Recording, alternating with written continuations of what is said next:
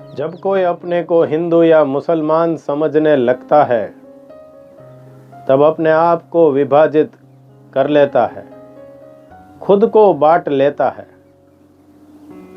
फिर उसकी मातृभूमि का विभाजन होना तो निश्चित है। आज उस पगले लड़के की क्या हालत है। आज वह लड़का बड़े बड़े आत्मघाती हथियारों के साथ लैस है। अपने दुश्मन को जो उसे मारना है, वह नहीं जानता कि वही अपने हाथों अपना खून करने को जैसे तैयार हो गया है। इसमें वह अब अन्यों का भी सहारा लेने लगा है। वे अन्य भी मुस्कुरा रहे हैं। वे जानते हैं कि यहां दो नहीं है, एक ही है। लेकिन जब सामने से कोई शिकार बन के मुंह में आता हो तो कोई क्यों मना करे।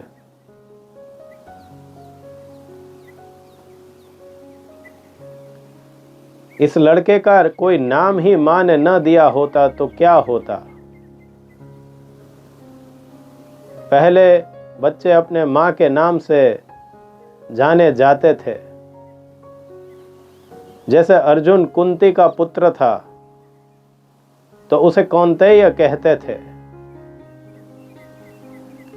वैसे अगर इस बच्चे का कोई नाम न दिया होता तो यह भारतीय कहलाता।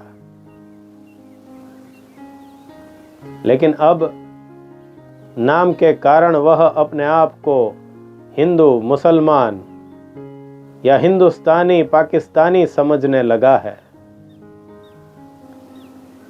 नाम तो नकली नकाब है, लेकिन उसी के कारण यह विभाजन खड़ा हो गया है। और यह विभाजन असली है। नाम भले नकली रहा, बंटवारा असली हो गया। नफरतें असली है।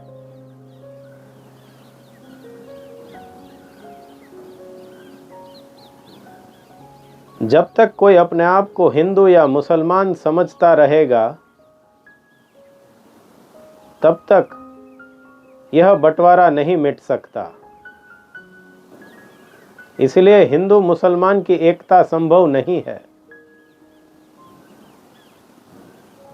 कुछ लोग यह मानते हैं कि भारत और पाकिस्तान को एक अखंड देश बना दिया जाना चाहिए। शायद कानून भी बिन सांप्रदायिक रख देने चाहिए।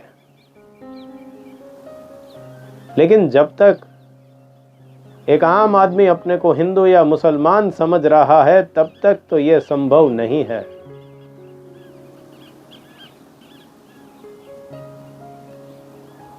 तो पहले आया नाम, फिर उस नाम से जुड़ गई कई पहचानें, और फिर पागलपन शुरू हो गया, नफरतें शुरू हो गई, बंटवारा हो गया।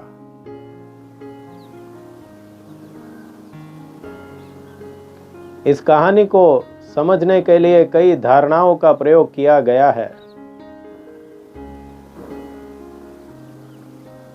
ये हिंदू, मुसलमान या अंग्रेजों के लिए धारणाएं की गई है। यह बस इस कहानी को कलात्मक रूप से समझाने की कोशिश के लिए इन धारणाओं का उपयोग किया गया है। जो इस कहानी को ठीक से समझ लेगा, वह इन धारणाओं के परे चला जाएगा।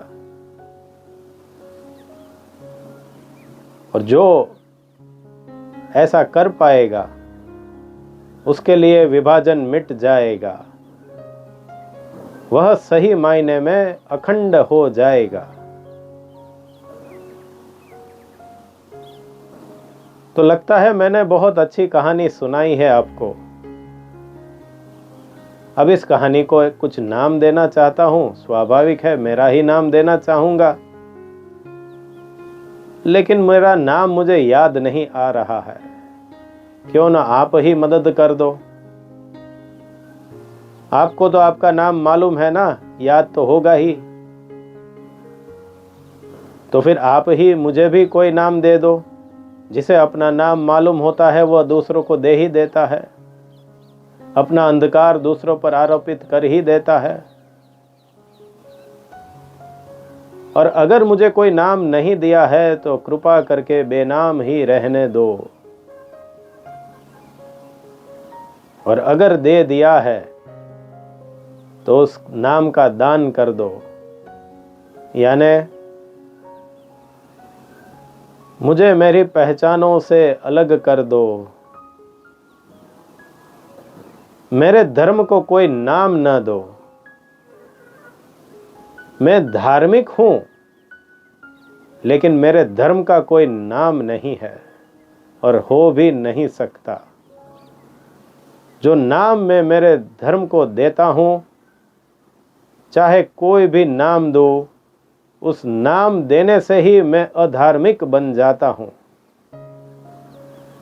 विभाजन खड़ा कर देता हूं। फिर अखंडता संभव नहीं है। तो एक एक व्यक्ति अखंड हो सकता है, पूरा देश अखंड करने की बात को छोड़ दो। दूसरों को भी अखंड करने की बात को छोड़ दो। पहले खुद अखंड हो जाओ। यह कैसे संभव है, उसे आगे देखेंगे।